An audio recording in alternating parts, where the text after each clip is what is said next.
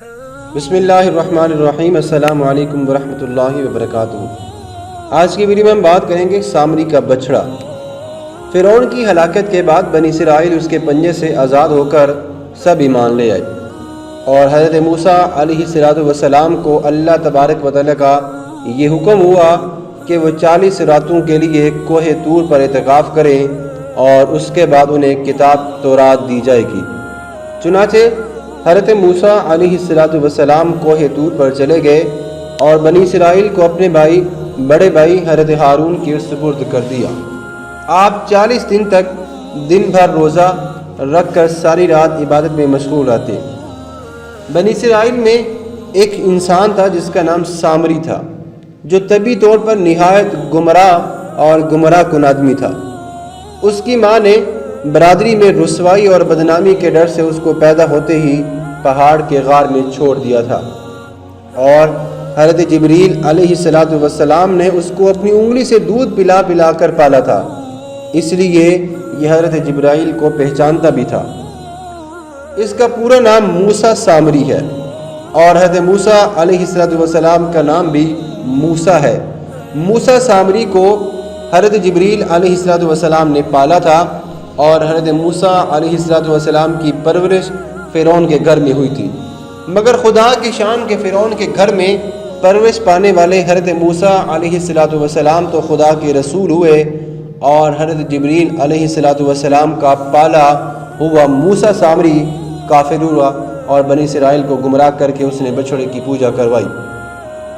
اس بارے میں کسی عارف نے کیا خوب کہا ہے، اذا المرء لم يخلق سعيدا من الازل فقد خاب من ربه وخاب المؤمل فموسى الذي رباه جبريل كافر وموسى الذي رباه فرعون مرسل۔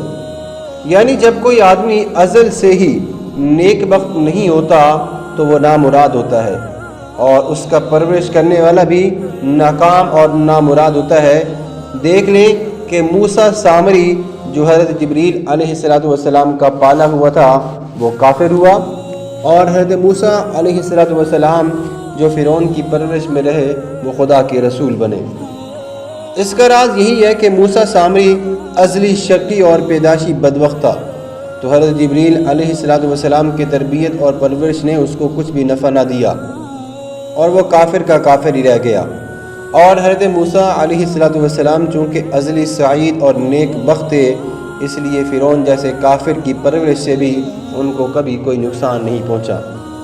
جن دنوں حضرت موسیٰ علیہ السلام کوہ طور پر معتکف تھے، سامری نے آپ کی غیر موجودگی کو غنیمت جانا اور یہ فتنہ برپا کر دیا کہ اس نے بنی اسرائیل کے سونے چاندی کے زیورات مانگ کر پگھلائے اور اسے ایک بچڑا بنایا، اور حضرت جبریل علیہ السلام کے گھوڑے کے قدموں کی خاک جو اس کے پاس محفوظ تھی، اس نے وہ خاک بچڑے کے منہ میں ڈال دی تو وہ بچڑا بولنے لگا۔ پھر سامری نے بنی اسرائیل سے یہ کہا کہ اے میری قوم، حضرت موسیٰ علیہ السلام کوہ طور پر خدا کے دیدار کے لیے تشریف لے گئے ہیں، حالانکہ تمہارا خدا تو یہی بچڑا ہے، لہٰذا تم لوگ اسی کی عبادت کرو۔ سامری کی اس تقریر سے بنی اسرائیل کے لوگ سارے گمراہ ہو گئے، اور 12,000 آدمیوں کے سوا ساری قوم نے چاندی سونے کے بچڑے کو بولتا دیکھ کر اس کو خدا مان لیا اور اس کے آگے سجدہ کرنے لگے، اس بچڑے کو پوجنے بھی لگے۔ اس بات کو اللہ تبارک و تعالیٰ نے قرآن مجید میں یوں بیان فرمایا ہے، اعوذ باللہ السمیع العلیم من الشیطان الرجیم، بسم اللہ الرحمن الرحیم۔ واتخذ قوم موسیٰ من بعدہ من حلیجہم عجلا جسدا لہ خوار۔ الاعراف رکوع نمبر 18 پارہ نمبر 9۔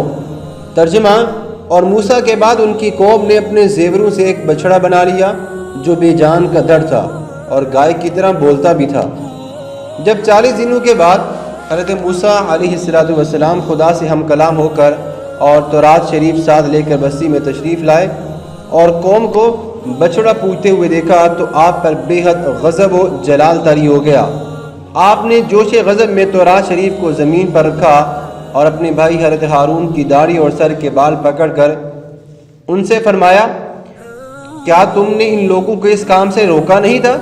حضرت ہارون علیہ السلام معذرت کرنے لگے، جیسا کہ قرآن مجید میں بھی ہے، قال ابن ام ان القوم استضعفوني وكادوا يقتلونني فلا تشمت بي العداء ولا تجعلني مع القوم الظالمین۔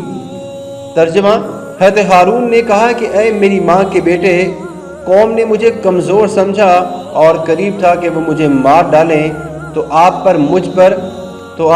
مجھ پر دشمنوں کو ہنسنے کا موقع نہ دیں اور مجھے ظالموں میں نہ ملائیں۔ حضرت ہارون کی معذرت سن کر حضرت موسیٰ کا غصہ ٹھنڈا پڑ گیا۔ ان کے بعد آپ نے اپنے بھائی ہارون کے لیے رحمت اور مغفرت کی دعا فرمائی، پھر آپ نے بچڑے کو توڑ کر اس کو ریزہ ریزہ کر کے دریا میں بہا دیا۔ محترم سامعین، اس ویڈیو میں ہمیں کچھ اسباق ملتی ہیں جن کا سمجھنا سننا بھی آپ سب کے لیے ضروری ہے۔ دیکھیں، علماء کرام کو یہ سبق ضرور ملتا ہے کہ علماء کرام کو کبھی اپنے مذہب کے عوام کی طرف سے غافل نہیں رہنا چاہیے، بلکہ ہمیشہ عوام کو مذہبی باتیں بھی بتاتے رہنا چاہیے۔ آپ نے دیکھا کہ سامری نے 40 دن حضرت موسیٰ کی غیر موجودگی سے فائدہ اٹھا کر ساری قوم کو بہکا کر گمراہ کر دیا تھا۔ اسی طرح اگر علماء اہل سنت اپنی قوم کی ہدایت اور خبرگیری سے غافل رہیں تو بد مذہبیوں کو موقع مل جائے گا کہ ان لوگوں کو بہکا کر گمراہ کر دیں۔ حضرت جبریل علیہ السلام کے گھوڑے کے پاؤں کی خاک میں جب یہ اثر تھا کہ بچڑے کے منہ میں پڑتے ہی بچڑا بولنے لگا، تو اس سے یہ بات معلوم ہوتی ہے کہ اللہ والوں کے قدموں کے نیچے کی خاک میں خیر و برکت کے اثرات ہوا کرتے ہیں۔ لہٰذا خدا کے نیک بندوں کے غبار آلود قدموں کو دھو کر مکانوں میں چھڑکنا باعث ثواب بھی ہے اور خوش عقیدہ بھی ہے۔ یہ کوئی لغو اور بیکار کام نہیں ہے، بلکہ اس سے فیوز و برکات اور فوائد حاصل ہونے کی امید بھی ہے، اور اس کو یہ بھی کہا جاتا ہے کہ ایسا کرنا ٹھیک بھی ہے۔ آج کی ویڈیو کا ہم یہیں پہ اختتام کرتے ہیں۔ اگلی ویڈیو تک اپنا بہت سارا خیال رکھیے گا، دعاؤں میں یاد رکھیے گا۔ اللہ تعالیٰ سب کا حامی و ناصر ہو۔ اللہ حافظ۔